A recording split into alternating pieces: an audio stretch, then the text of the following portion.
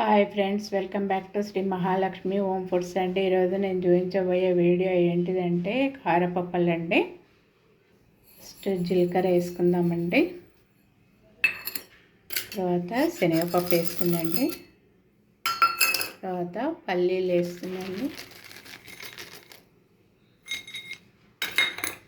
కొంచెము నువ్వులు వేసుకోవాలండి. ఇప్పుడు మిరప ముద్ద వేసినానండి.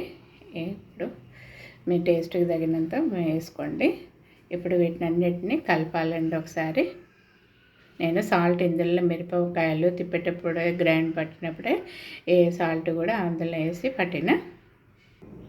కట్ చేసిన కరివేపాకు వేసుకోవాలండి.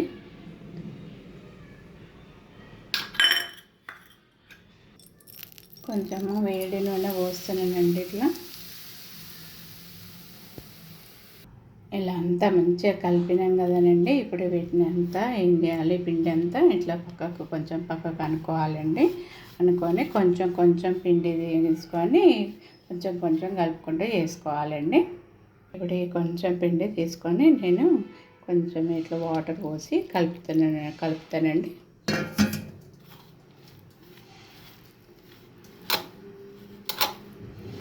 ఇలా సాఫ్ట్గా కలుపుకోవాలండి. ఇట్లా మంచిగా కలుపుకోవాలండి. ఇప్పుడు అన్నీ దాంట్లో ప్రెస్ చేస్తూ ఇస్తానండి కారపప్పులు. ఇప్పుడు ఈ ముద్దను ఇలా తీసుకొని ఇలా పెట్టేసి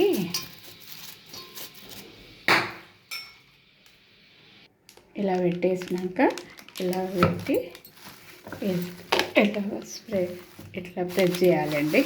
ప్రెస్ చేస్తే ఇట్లా వచ్చేసినాక దీన్ని వేసి ఇట్లా పెట్టేసుకోవాలి.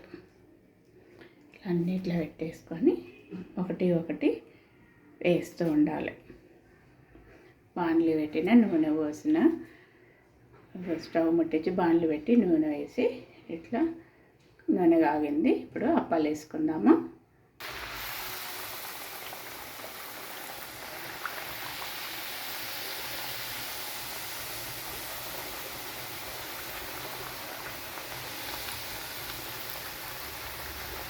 ఇట్లా అయినాయి కదండి. ఇప్పుడు వీటిని తీసేసుకోవాలండి.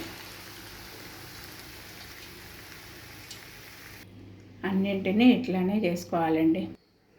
ఫ్రెండ్స్, ఈ కారపప్పులను నా వీడియో చూసి మీరు కూడా ఇలా వేసుకోండి.